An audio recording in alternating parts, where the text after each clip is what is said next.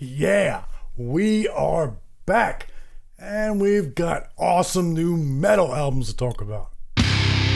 Welcome, metalheads. I'm the host of Heavy Metal Philosophy and writer for Metal Digest, John Barbas. Make sure you stick around to the end of the episode for this week's album art of the week. It's the weekend, and that means we got new metal albums to talk about, and I'm bringing you my top 5 favorites. But before we do the top 5, there's a couple of big releases we need to shout out, so let's do that now. I love this one, Josta. And Josta for all. Just imagine if Jamie Josta from Hatebreed put together a thrash band and he got all of his thrash heroes to play in the band as guest spots, and the thing that you're imagining in your head, that's what it sounds like. And speaking of legends, the legendary, one of my heroes, Marty Friedman, has a new album called Drama. He's shredding it up. He's got guest singers. There's all kinds of songs on this. Check it out. And speaking of shred, there's a new album from Intervals called Memory Palace. This is like the new age of shred. If you're into bands like Polyphia, you'll probably like this. Now let's get into some extreme stuff, shall we? Gatecreeper with Dark Superstition. It's that death metal that I like. The trad metal guitars. You go get this one right now. And after you're absolutely wrecked by that Gatecreeper, get the new Pallbearer, Mind Burns Alive. I had the privilege of getting my hands on this one early. Y'all know what that means. My written review is already published in Metal Digest. Links in the description to all my writings. What I said about this one, this isn't a playlist album. There's no singles on here. These are all long songs. This is meant to be listened to as a full album, front to beginning. Pull up a comfortable chair, tall drink, and let Pallbearer take you away. And one more before we do the top 5. The legend, Harry King, with his first solo record, Hell I Rise. I don't have to say no more, it's Kerry King. Coming in at number 5, Altar of Gore, Litanies of the Unceasing Agonies, Black and Death out of New Jersey. What I wrote about this one in Metal Digest is if you take the grinding pace of Death Doom and the menace of cavernous death metal, and then sprinkle in a little blackened seasoning, that's what this is. So if you're into slow crushing evil, Altars of Gore. Coming in at number 4, Euphomamet. I'm pretty sure I mispronounced that text on the screen just in case, and as always, every band's Bandcamp links will be in the description so that these albums are easy to find. The name of this one is Hidden, and this is sludgy stoner doom out of Italy.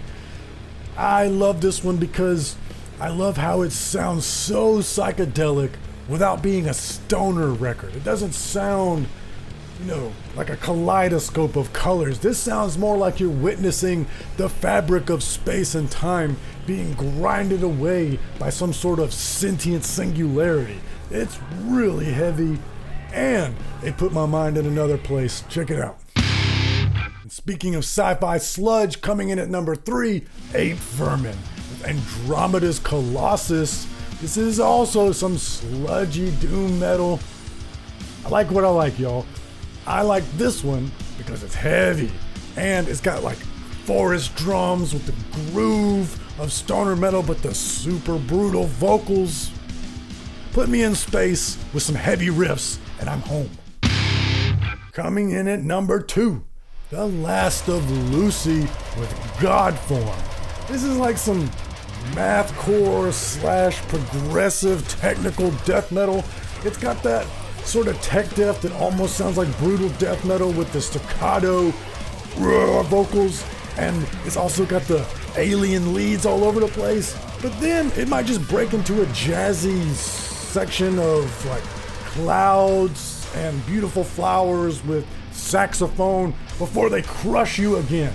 I love it when you take me to a place like that and then pummel me somewhere else and then, hey, here, have some more. I like that. But hey, before we do number 1, I just want to show you something cool and tell you a quick story. In order to do that, I'm going to need to take my shoe off. 1 second. Check this out. Bow! Heavy Metal Philosophy shoes, y'all. I have dropped a new line of merch in the shop. We've got shoes, we've got fanny packs, we've got flags, we got water or whiskey bottles, all kinds of cool new stuff.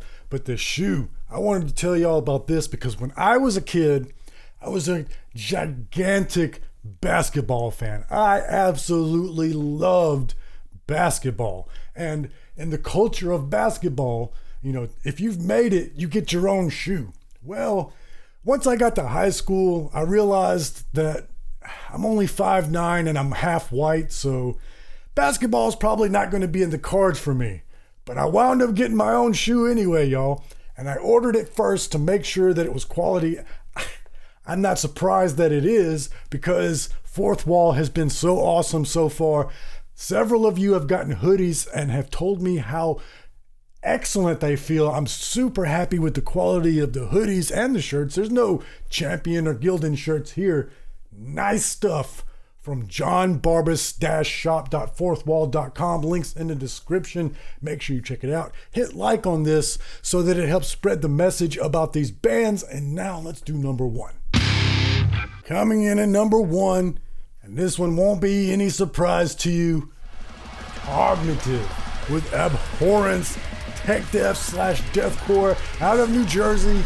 Once again, I got my hands on this one early, and I'm always really happy. I always feel privileged to get my hands on an album early, but for a band I love, like Cognitive, when I saw that hit my inbox, I was stoked, and they did not disappoint me. This one seems like they even stepped up their game from the last album, which, if you've heard their last album, you know that's an incredible feat.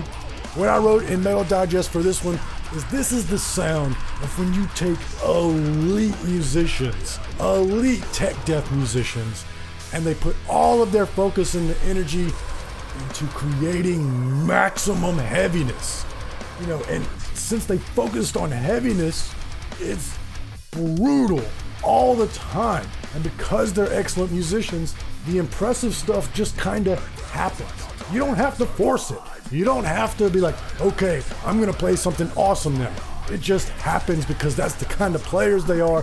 Plus, the singer Shane Jost really shows off his range on this one. There's deep growls, there's fry screams, there's witch vocals, there's clean singing even a little bit. Not like completely clean, it's got a little gruff to it, but just not typical death metal vocals. Just a wide range. Plus, guitar solos, my man Shreddy Krueger. I love this one. And I've still got way more goodness for you because we still got Dealer's Choice and the album Art of the Week to do, so let's get it. I got a fun Dealer's Choice for you this week. I'm going with the 4-song EP from Insanity Alert called Moshimian Thrashity. This is crossover thrash parodies of legendary rock songs. You got a song from Guns N' Roses, George Michael, Iron Maiden, and the titular track, a parody of Queen. They do a great job here of doing fun, comedy, irreverent, beer-drinking thrash metal goodness, while also paying homage to these bands. You know, the Iron Maiden track in particular, you can tell that this guitar player was thrilled to be playing Iron Maiden. So while it's sort of taking the piss, it's also honoring the legends. I enjoyed it. And I got to talk to the lead singer, Heavy Kevy, on this week's podcast. There will be a link at the end of the episode for that. But don't go anywhere, because now we got to talk about the album art of the week. My favorite album art this week comes from Duft, Altars of Instant Gratification. When I first heard this record, I thought, wow, this dude really sounds like Slipknot. He's got a very similar tone to his voice and a very similar cadence, very similar delivery in his vocals. But then the guitars have sort of a metallic hardcore sort of sound. They are super angry about humanity's disregard for our habitat. And you couple that with this album art where you've got this man, is he strapped in an electric chair that's catching him on fire in a room for us to watch? Did he do that to himself? Is this the altar of instant gratification? Are we sacrificing this man? All these sorts of questions, that makes it good album art. I love it when I look at a piece of album art that makes me wonder. It made me want to listen to the album, which I did, and it is awesome. And like I said, here's a link to that podcast with Insanity Alert, but most importantly, read philosophy, listen to metal. I